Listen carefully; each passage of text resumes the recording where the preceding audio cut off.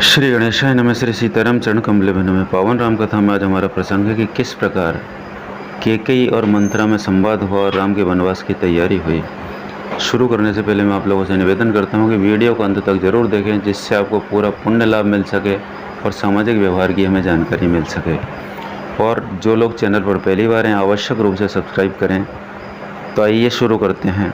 केकई कहती हैं, काना लंगड़ा और कुबड़ा कुटिल कुचाली जानना चाहिए। उनमें भी स्त्री और खासकर दासी इतना कहकर भरत जी की माता केकई मुस्कुरा दी और फिर बोली, हे प्रिय वचन कहने वाली मंत्रा, मैंने तुझको यह सीख दी है, मुझे तुझ पर स्वप्न में भी क्रोध नहीं है। सुंदर मंगलदायक शुभ दिन वही होगा जिस दिन तेरा कहना सत्य होगा। बड़ा भाई स्वामी और छोटा भाई सेवक होता है, यह सूर्यवंश की स्वभावनी रीति है। यदि सचमुच कल श्री राम का तिलक होता है तो ये सगी तेरे मन को अच्छी लगे वही वस्तु मांग ले, मैं दूंगी। राम जी को सहज स्वभाव से सभी माताएं कौशल्या के समान ही प्यारी हैं, मुझ पर तो विशेष प्रेम करते हैं। मैंने उनकी प्रीति की परीक्षा करके भी देख लिए। जो विधाता कृपा करके जन्म दे देते तो श्री रामचंद्र जी पुत्र और सीता बहू हो। श्री राम मुझे प्राणों से भी अधिक प्रिय हैं। उनके तिलक से तुझे क्षोभ कैसा? तुझे भरत की सौगंध है, छटपट कपट छोड़कर सच सच कह दे। तू हर्ष के समय विषाद कर रही है, मुझे इसका कारण सुना। मंत्रा ने कहा, सारी आशाएं तो एक ही बार कहने में पूरी हो गई, अब तो तू दूसरी जीभ लगाकर कुछ कहूँगी। मेरा अभागा कपाल तो फोड़ने के ही योग्य है। जो अच्छी बात कहने पर भी आपको दुख होता है, जो झूठी सच्ची बातें बनाकर कहते हैं, हे माई वे ही तुझे प्रिय हैं। और मैं कड़वी लगती हूँ, अब मैं भी ठकुर सुहाती मुँह देखी कहा करूँगी, नहीं तो दिन रात चुप रहूँगी। विधाता ने कुरूप बनाकर मुझे परवश कर दिया। जो बोया सो काटती हूँ, दिया सो पाती हूँ। कोई भी राजा हो हमारी क्या हानि, दासी छोड़कर क्या मैं रानी होंगी। हमारा स्वभाव तो जलाने के ही योग्य है, क्योंकि तुम्हारा हित मुझसे देखा नहीं जाता, इसलिए कुछ बात चलाई थी। किंतु हे देवी, हमारी बड़ी भूल हुई, क्षमा करो। आधार सहित बुद्धि की स्त्री और देवताओं की माया के वश में होने के कारण रहस्युक्त कपट भरे प्रिय वचनों को सुनकर रानी की गई बैरिन मंत्रा को अपने सुहद जानकर उनका विश्वास कर लिया। बार बार रानी उससे आदर के साथ पूछ रही, मानो भीलनी के गान से हिरणी मोहित हो गई हो। जैसी भाभी है वैसी ही बुद्धि भी फिर गई। दासी अपना दाव लगा जानकर हर्षित हुई।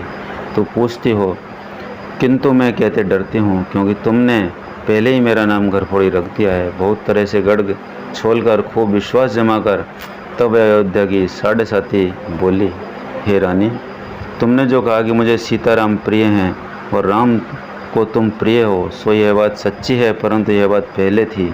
वे दिन अब बीत गए। समय फिर जाने पर मित्र भी शत्रु हो जाते हैं।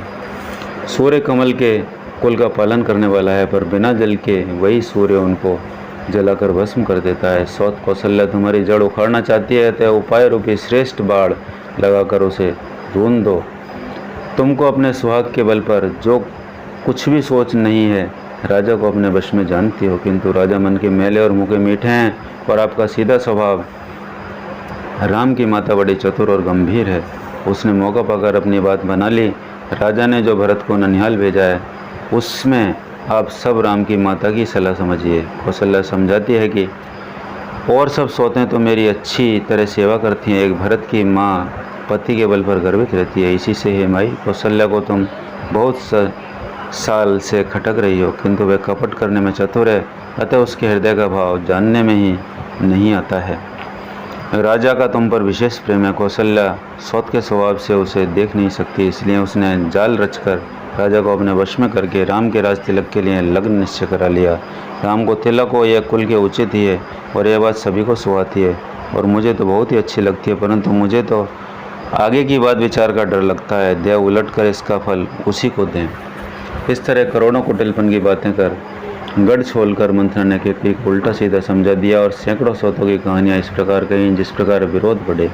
होनहारवश केकई के मन में विश्वास हो गया। रानी फिर सौगंध दिलाकर पूछने लगी, क्या पूछती हो?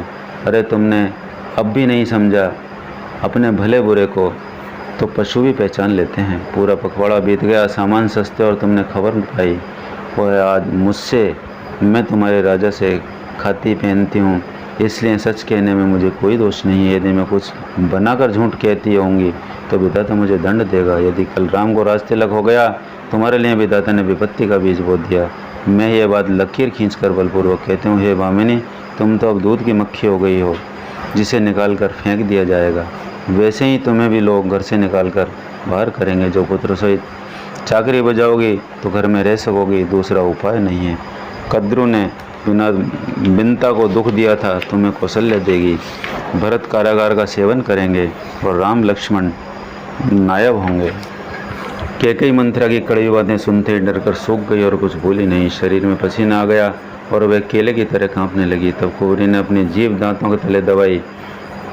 फिर कपट की करोड़ों कहानियाँ कह कर उसने रानी को खूब समझाया और धीरज रखो। कैकेयी के भाग्य पलट गया। उसे कुचाल प्यारी लगी। वह बगुली की हंसनी मानकर उसकी सराहना करने लगी। कैकेयी ने कहा, मंथरा सुन, तेरी बात सत्य है। मेरी दाहिनी आँख नित्य फड़का करती है। मैं प्रतिदिन रात को बुरे स्वप्न देखती हूँ, किंतु अपने अज्ञान वश तुझसे नहीं कहती। अपनी चलते मैंने आज तक कभी किसी को बुरा नहीं किया। फिर तू न जाने किस पाप से देव ने मुझे एक ही साथ ये दूसरे दुख दिया है। मैं भले ही नहर जाकर वहीं जीवन बिता दूंगी, पर जीते जी सौत की चाकरी नहीं करूंगी। देव जिसको शत्रु के वश में रखकर जिलाता है, उसके लिए तो जीने की अपेक्षा मरना ही अच्छा होता है। रानी ने बहुत प्रकार से दीन वचन कहे। उन्हें सुनकर कुंवरी ने त्रिया चरित्र फैलाया।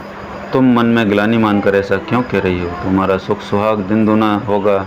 जिसने तुम्हारी बुराई चाही वही परिणाम में यह फल पाएगी। ये स्वामिनी, मैंने जब से यह कुमत सुना है तब से मुझे न तो दिन में कुछ भूख लगती है और न रात में नींद आती है। मैंने ज्योतियों से पूछा तो उन्होंने रेखा खींचकर कहा कि भरत राजा होंगे। यह बात सत्य है। वामिनी, तुम करो तो उपाय मैं बताऊं। राजा तुम्हारी सेवा के वश में ही हैं। कैकेयी ने कहा, मैं तेरे कहने से कुएं में गिर सकती हूँ, पुत्र और पति को भी छोड़ सकती हूँ। जब तुम मेरा बड़ा भारी दुख देखकर कुछ कहती है तो भला मैं अपने हित के लिए उसे क्यों न करूँगी।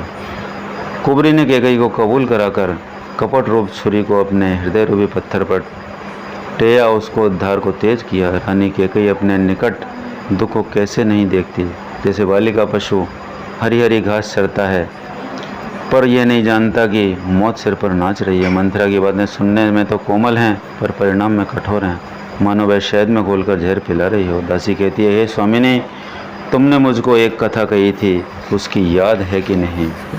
तुम्हारे 2 वरदान राजा के पास धरोहर हैं, आज उन्हें राजा से मांगकर अपनी छाती ठंडी कर लो। पुत्र को राज्य और राम को वनवास दो और सौत का सारा आनंद तुम ले लो। जब राम की सौगंध खा लें तब वर मांगना, जिससे वचन न टलने पावे। आज की रात बीत गई तो काम बिगड़ जाएगा। मेरी बात को हृदय में प्रिय समझना। पापनी मंथरा ने बड़ी बुरी घात लगाकर कोप भवन में जाओ। सब काम बड़ी सावधानी से बनाना, राजा पर सहसा विश्वास न कर लेना।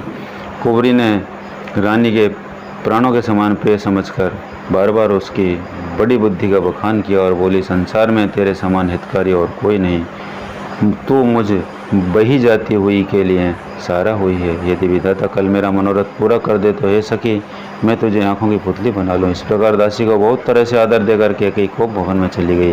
विपत्ति बीज है, दासी वर्षा ऋतु है। कैकेयी की बुद्धि जमीन हो गई, उसमें कपट रूपी जल पाकर अंकुर फूट निकला। दोनों वरदान उस अंकुर के 2 पत्ते हैं और अंत में उसके दुख रूपी फल होगा।